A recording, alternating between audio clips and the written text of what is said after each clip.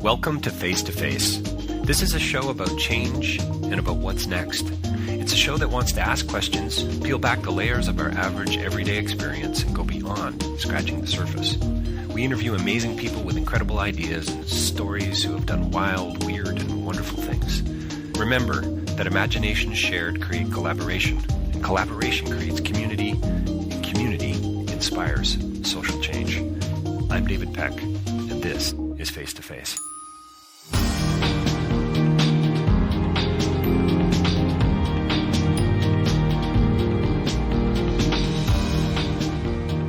So my next interview is with Jaren, Hayman, and Garry James.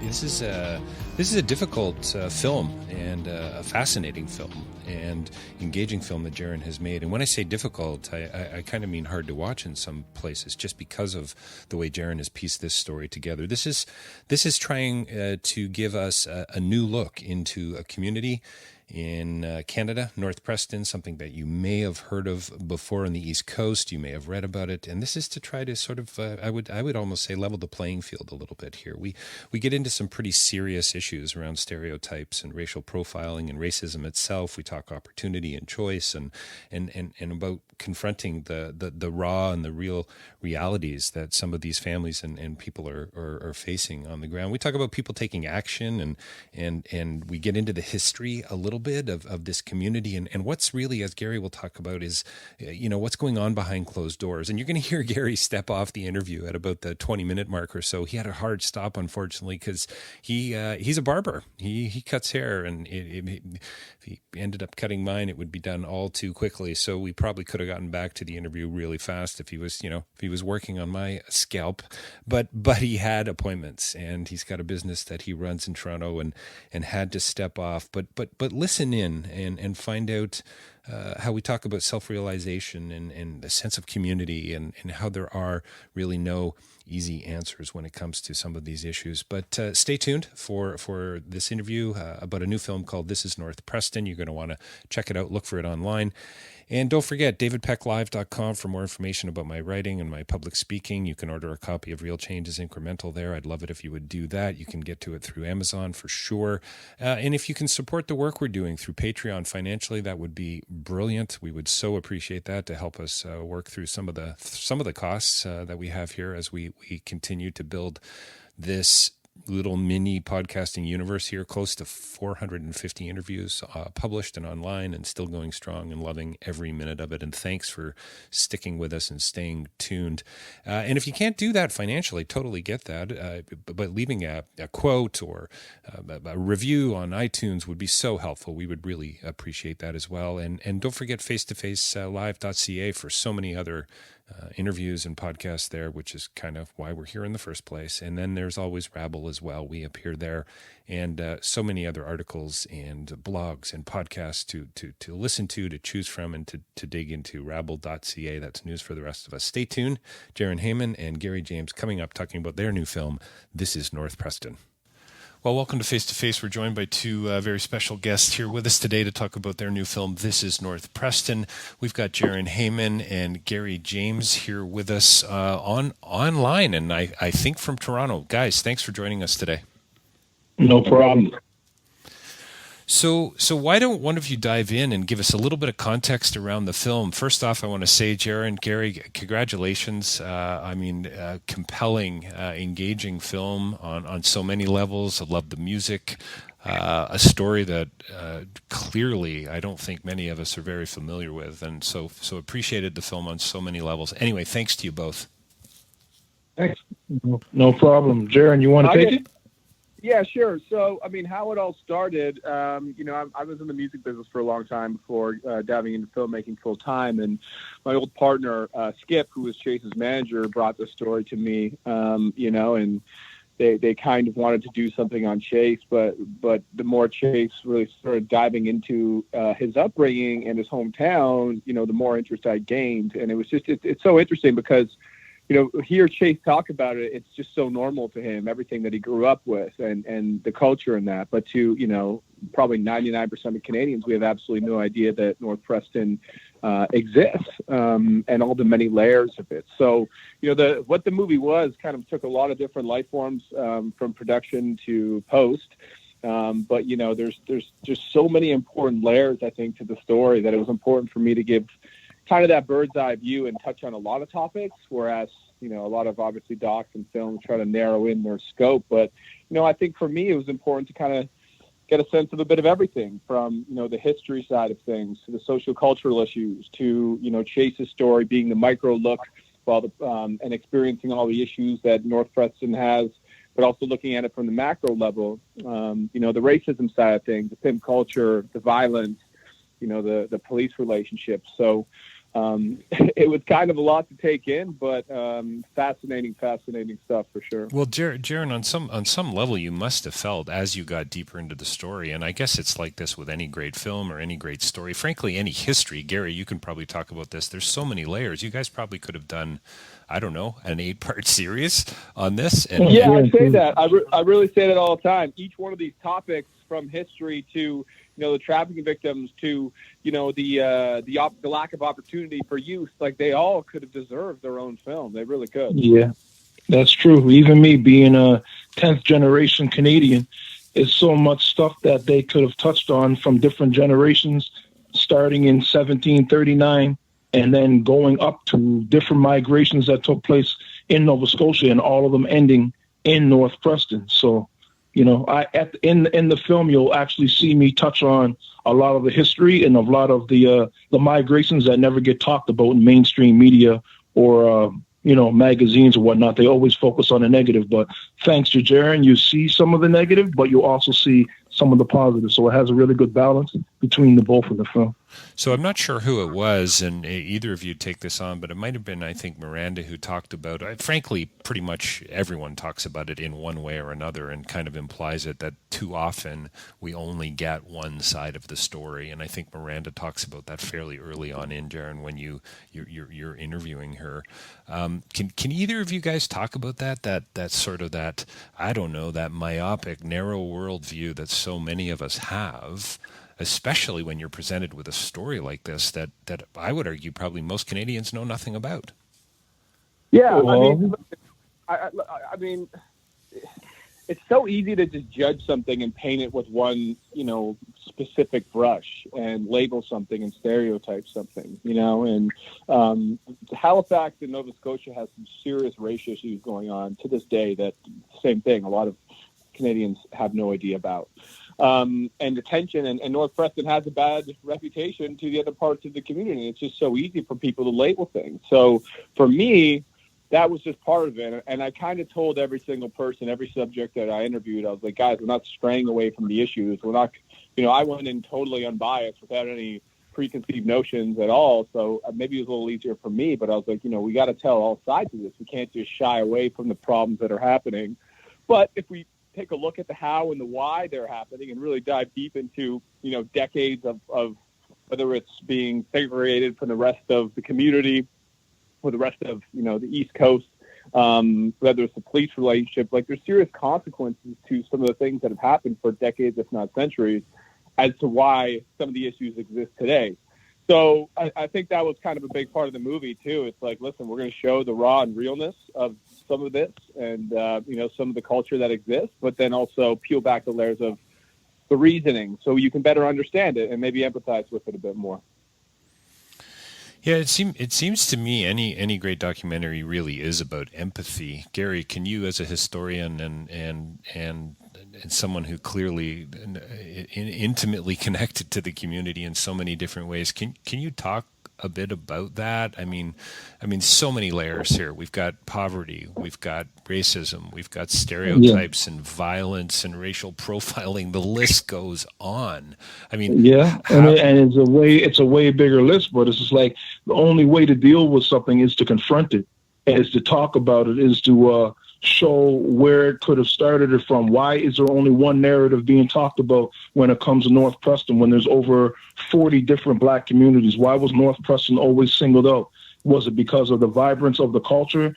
And like you said, only one side of the story gets told. But if you look back in the history of Canada, whether it's the Indigenous African Nova Scotian culture or it's the Aboriginal culture. We only are told 1/10 of a story, if that, in history books in the curriculum in schools across Canada. So why is it that Canada only wants to tell one side of the story, whether it comes to the Indigenous Native people or the Indigenous Scotians? So for me, being there and being a 10th generation Canadian, I'm connected to the legacy of the Maroons, the Loyalists, the Underground Railroad. I have like some of the biggest legacy people from farmers in the Preston Township are my great-grandfather, A.W. Evans, and my grandfather, Aubrey Glasgow. So for me, I will always strive to accomplish more because I've seen what my ancestors actually did. But for some people, if, like you said, you're in poverty or in violence, you might want to take a different road to figure out how you get out of it. So you'll see in there, you'll see some of the men talk about pimp culture, but then you're going to see professional boxers, you're going to see lawyers, you're going to see ministers, and how come everybody across the board, no matter what their economic situation is, they all have a resentment for politicians and the police that never did anything for these communities. So, yeah, it's interesting. Go, Jaren, go. I just want to add quickly on that. One thing that really stuck with me that Pops Garry said at the beginning of the movie is like you first have to understand where you're going, and then you can first understand where you came from, and then you can understand where you need to go. Right. And I think that's so important, and kind of was something we really stuck to during the making of this as well.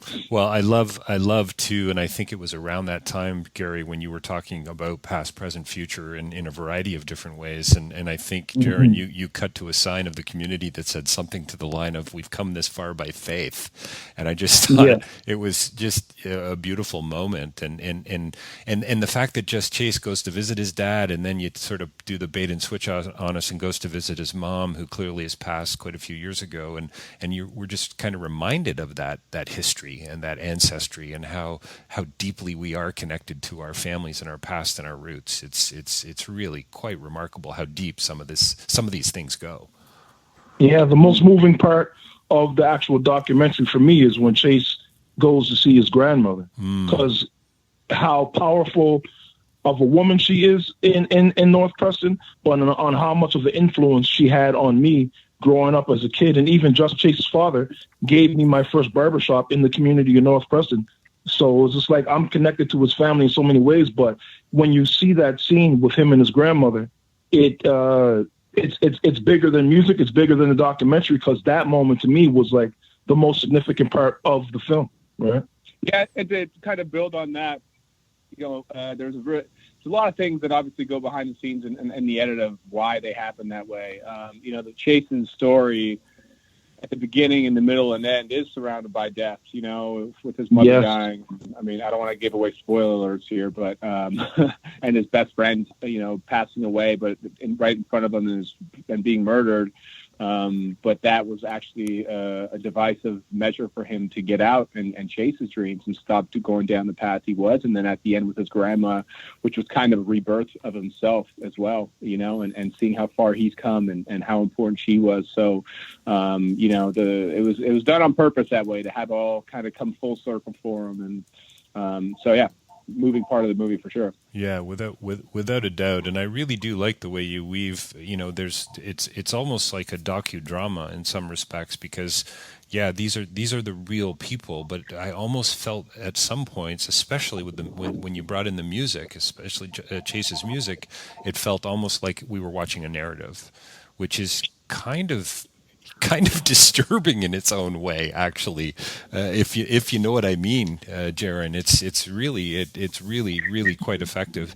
Garry, can you talk a little bit about Jaren just brought up Chase and that moment in the film when he says, "I was done with the street life," and it was like this moment that he was able to, I don't know, can we say, see the light, and he made a choice and took a new path. Can you talk about that opportunity or lack thereof and those choices and how important they are? I mean, I love, Jaren, the way you set the establishing shot of us crossing the bridge there in Nova Scotia. I mean, clearly this is a road movie of a particular sort, right? So anyway, it's about the journey. It's about taking steps and hopefully making right choices. Garry, what are your thoughts on that?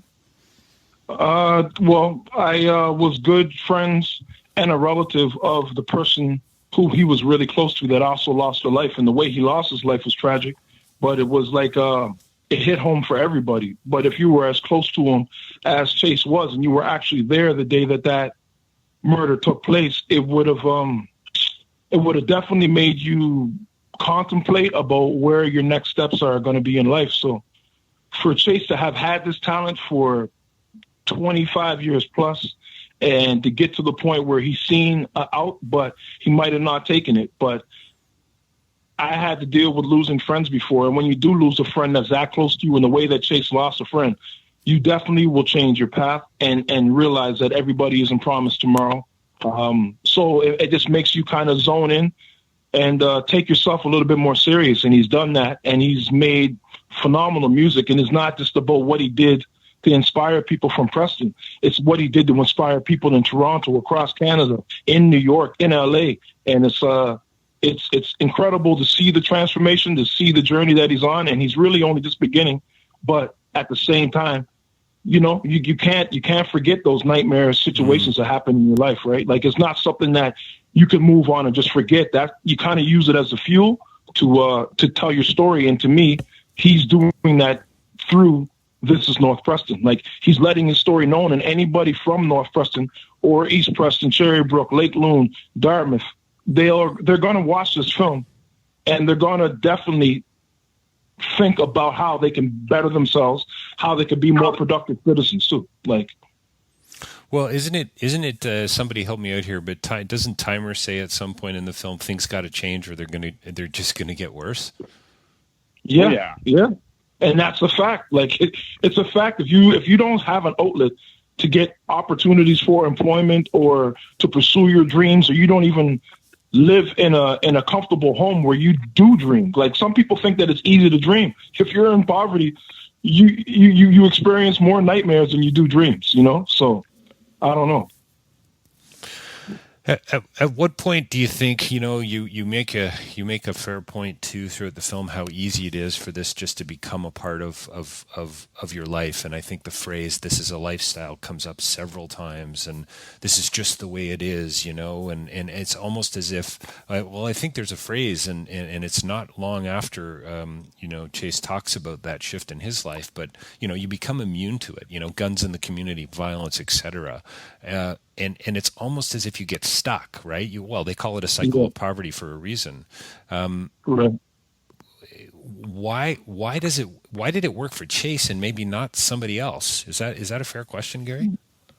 Well, everybody doesn't have the talent that Chase has. Everybody doesn't have the skill of writing and expressing his bad situations and making it sound so good. Because if you listen to the lyrics and you actually translate it to what he meant, it's not like he's celebrating that he moved on. He's just expressing that where he came from and where he wants to go in some of these situations. But if you also look about this is a lifestyle statement, just think about it. Like, there's a lot of other how could I say it, groups across Canada, such as the Hells Angels, that are involved in the exact same drug trade or pimp trade or anything else. But how come they've never been exploited? How come they've never been narrowed down to a single community? Because it happens in every one of these communities across Canada. It's just that, I'm sorry, like, African Nova Scotians are always painted with a certain brush, and it seems like it's always the same artist, whether that be in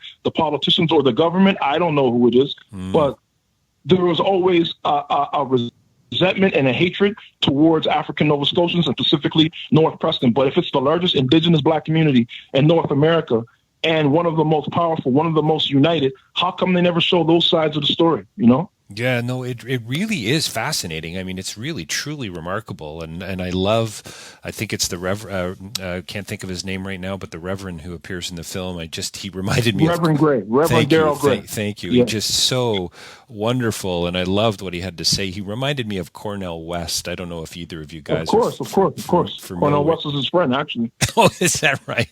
Well, because he went to school. He went to university in the States. So, like, Steve Harvey, Cornel West, those are his colleagues. Those are respected friends of his. So, that's amazing. But just that the line at the end of the film, turning on each other instead of turning to each other. I mean, it's so applicable to all of us, right? I mean, it is. That's what I think is so marvelous about the film, Jaren, and what you've kind of I think revealed in this very specific story. Again, who knew?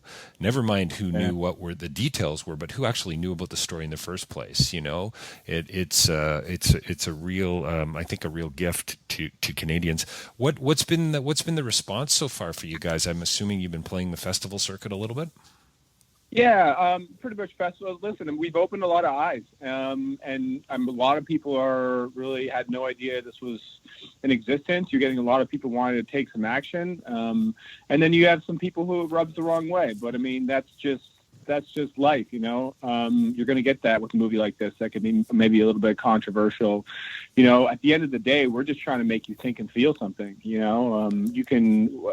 What I really hope, especially the East Coasters, get out of it is just try to better understand this situation. And it's such a hot button issue on the East Coast that, like, even if they don't agree with it or still feel a certain type of way towards the community, better understanding, and maybe we change some minds. So, yeah, I mean, overall positive response for sure. And, we'll see how that continues as the movie comes out. Hey, Garry, I know you got to go in a couple of minutes. I think you've got a client coming in, and hey, I got no hair, so I think I don't know what any advice for me, Garry? All I could do is offer you a hot towel, make you super clean, super fresh. Super clean. You could have got that hot towel straight razor treatment, right? I could have made you shiny. I got a little bit at the side and the back. I got kind of like the orchestral conductor look going on, I think, Oh, shoot. Yeah, no, I know. You wouldn't be able to do a whole lot with it, but I appreciate the hot towel. Before you go, tell me, about the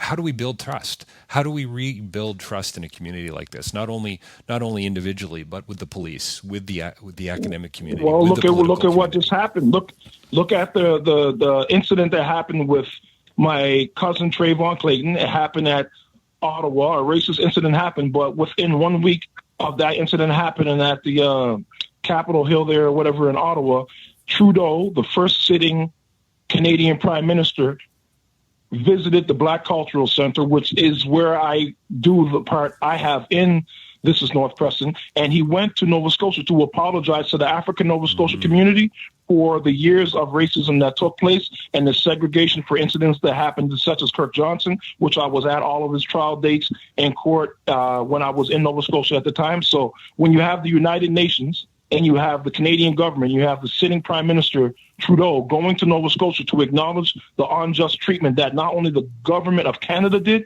but the province of Nova Scotia to Indigenous Black Canadians. So the apologies have been made, but what follows up after the apologies? And why were the apologies made behind closed doors? You see what I'm saying? Yeah. The apology that Trudeau made to the Black community wasn't on CP24. It wasn't on national TV. It was behind closed doors, but the country knew that there was something happened, and he had to show face and apologize for it. But how come we didn't ever get to hear the depths of the apology or the situation or the scenario, right? What's and I know you got to go. And I'm going to hopefully continue the conversation with Jaren for a bit longer. But what's the call to action to Canadians here, Garry? What's the simple thing that people can do when they're, speaking into injustice like this? Is it as simple as writing a letter? Is it about it's voting? Not. I filed many complaints about the police harassing me. I've been pulled over 3 times in a row by twin brothers in Halifax, Nova Scotia. For one, why are twin brothers riding together in a paddy wagon, and why are they pulling me over 3 times back to back within the 2-week period and charging me $1,200 for driving without insurance when I proved that I had insurance? So you got arrogant cops that are just arrogant cops, or racist cops that they have fun harassing Black men. So you can't change the mind state of a racist. He has to want to change within himself. So, like you said, you can write letters, but letters will just make somebody, apologize publicly or make a statement. But it's been happening for, like we said, 10 generations just in Nova Scotia alone to these communities. So a letter doesn't really do anything. I guess the community has to take themselves serious in order for their children to want to follow after that. But there's not a long history of fighting back.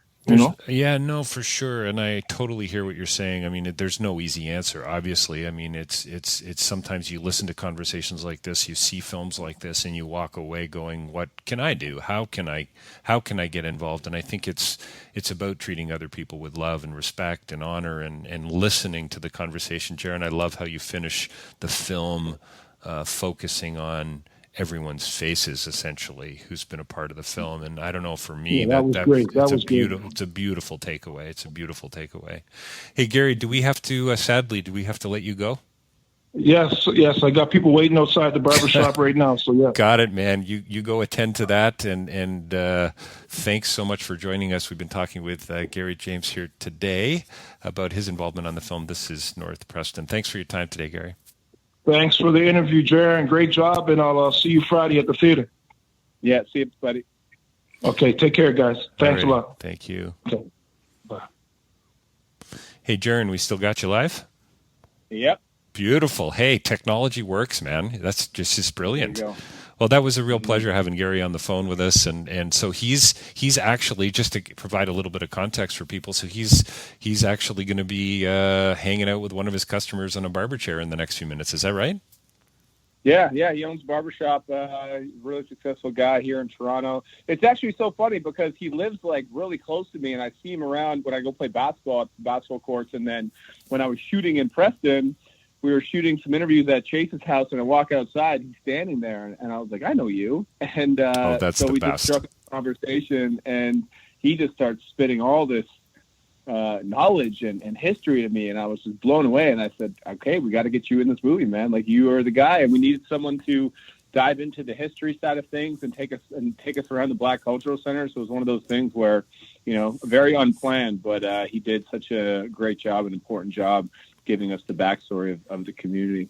It's so cool. Hey, talk to me a little bit about that, the access that you got to this. I mean, being a white filmmaker, I mean, this was a real honor for you, I would think, in some respects, and a bit of a gift. Can you tell me a bit more about that? Yeah, so you had to get a pass for sure. We were always driving around with whether it was Chase or someone else from the community who was kind of, looking out for us, because, people are protective over there, protective of their own. So, for the multi-weeks we were there, but people really opened up for us, I don't know. I'm always very upfront with what my intentions are and what I want to do. And that's what I was from the front with this, it was like, guys, we're giving you a chance to tell your side of the story here. And kind of like I said at the beginning of the podcast, I don't want to sugarcoat any of these problems because there's some really, dark problems and issues here that have far-reaching effects. But I think, we're going to look at way more than just that. So really just being able to, put all the cards on the table helped me, I think. And obviously I'm pretty diligent in my pre-production and trying to find as many people as possible. But listen, these people wanted to tell their story. White filmmaker aside, I mean, Reverend Gray said to me, he's like, this isn't a black story or white story. It's an everybody story. Yeah. And I believe that. Yeah, no, for sure. I mean, hatred is a human race issue, right? Mm-hmm. And I have, and I was fortunate enough to have a voice, and it's just something I believed in. And, we raised all the money privately. It was never about money. Hopefully we break even on it type situation. I just thought it was such a unique thing that, needed to be told. And I think the people in the community, were cool with that as well.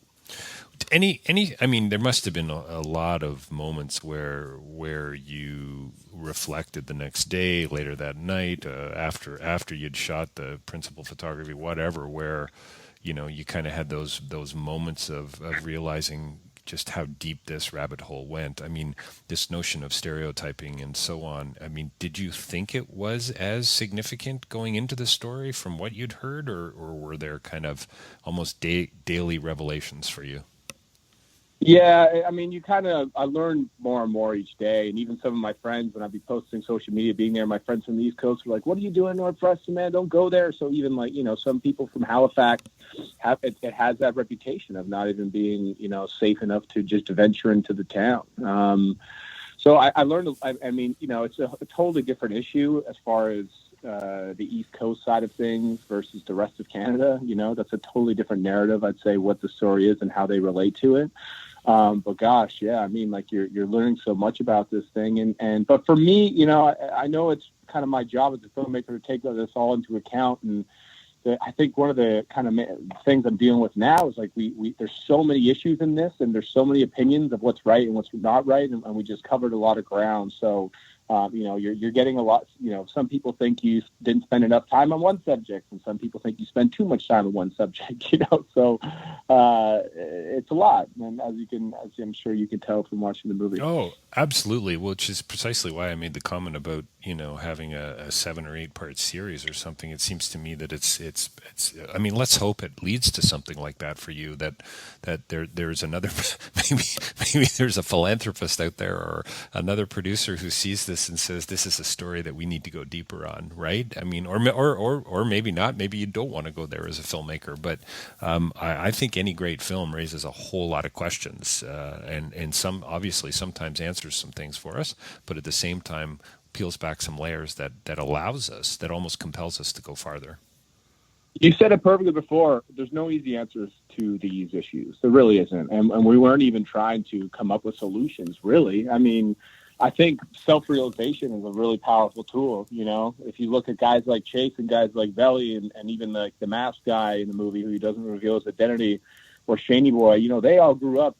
They're all about my age. I'm 32. So they all grew up, at the dawn of the internet, if you will, where, information was on TV for the most part, and they didn't have as much access to information. So now it's kind of like there's almost no excuses, when it comes to, the pimping side of things and realizing how much of an lifelong effect that has on women. Like there's like a part of me, of course, understands and empathizes with them that's what they saw every day, and like you're going to be impressionable at a young age. But now that we live in the dawn of information at your fingertips, that's kind of a big part of it, I think, too, is being knowledgeable and realizing the consequences of actions. It's so much easier now more than ever. So I think, any answers we want to start looking at as far as, solutions to some of these issues kind of got to start within themselves and within the community, and being a little more introspective too, Yeah, no, it's good. I think you're absolutely right. I mean, I think it's a lesson for any community, frankly. I love how Reverend Gray, too, I mean, I love a lot of the characters in the film, but he just is so articulate and so to the point and just pithy, I mean, this notion talked when he was talking about how we're devaluing ourselves, and I just couldn't help but think about. I work in international development, as most of my listeners know, and poverty and gender disparity, and these things are things that I'm thinking about and working through on almost a day-to-day basis. And what are we doing to actually affirm, encourage, and value others? I think is a really significant takeaway from this film too. Yeah, exactly. I couldn't even imagine. Listen, like I said, I went in with unbiased. I'm from Toronto. I was lucky enough to grow up in a very multicultural environment through my whole life, through sports, through, the artists I drummed with and managed with in music. So, to me, that side of it is a little foreign.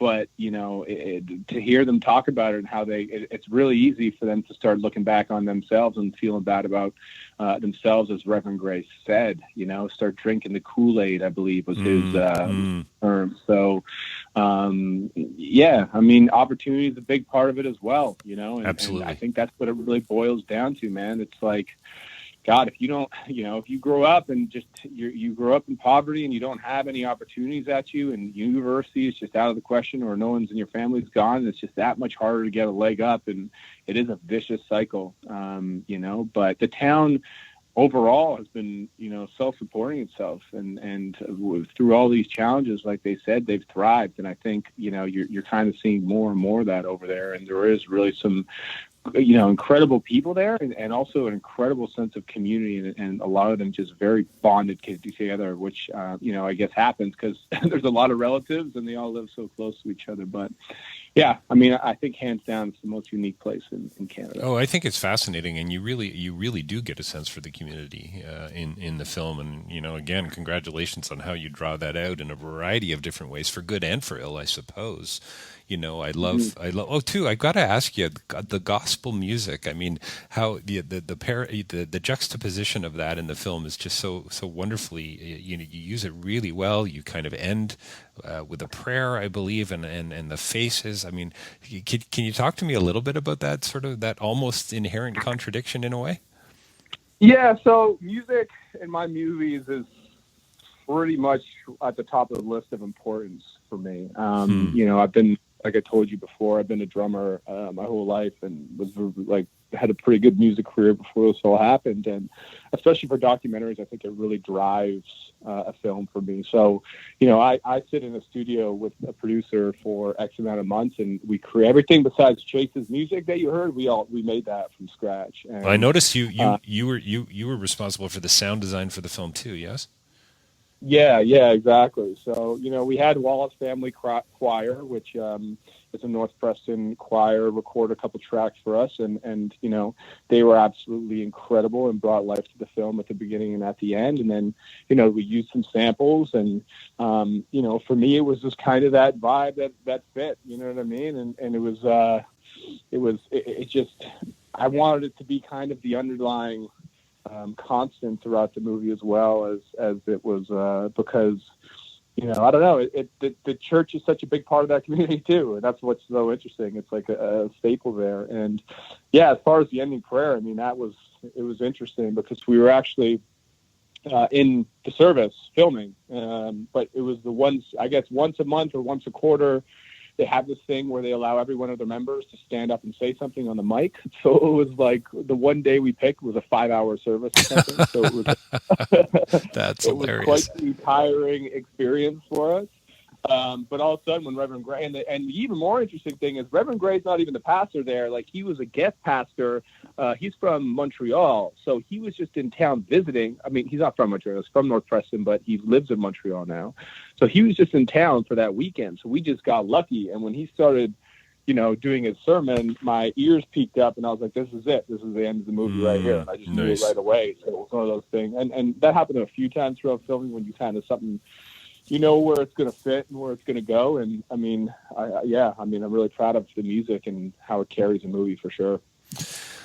Listen, I sadly we're gonna have to come to an end in a couple of minutes, but I really got to say again what an important and fascinating film this is. It's just the beginning on so many levels, and I love how near the beginning of the film too. Just I think Chase is talking about his mom. And I couldn't help but smile and reflect on a variety of levels when he said, his mother had always believed in him. And I kind of wonder, and it's just interesting. Mother's Day has just passed, and I know that we don't all have this. We don't all have our mothers in our lives, and so on. But just this idea, of somebody believing us and connecting that to what Reverend Gray talked about. This idea of valuing ourselves on a whole other level. I don't know. There's something there, it seems to me, Jaren. But yeah, it's complicated, isn't it? It's quite complicated, yeah, it really is. But sometimes you got to get drawn towards the issues that are complicated and make people uncomfortable, And at the end of the day, it's real life and it's happening and it's going on before our very eyes. And there's some, long-reaching consequences of that. But, it's just a start, like you said, and hopefully, the conversation keeps going. Thanks for your time today. We've been talking to Jaren Hayman and Garry James about their new film, This Is North Preston. It's available currently on iTunes. Look for it at a theater near you. And is there a website we can direct people to as well, Jaren, or is it just basically please rent and or purchase the film on iTunes? Yeah, I mean, we got our Instagrams at This Is North Preston. That's the only social media for the. Oh no, we have a Facebook as well. There's also Facebook North Preston, but Instagram's kind of our main content hub. So yeah, they can head there and check it out. And yeah, if you like the movie, rate and review, and appreciate it.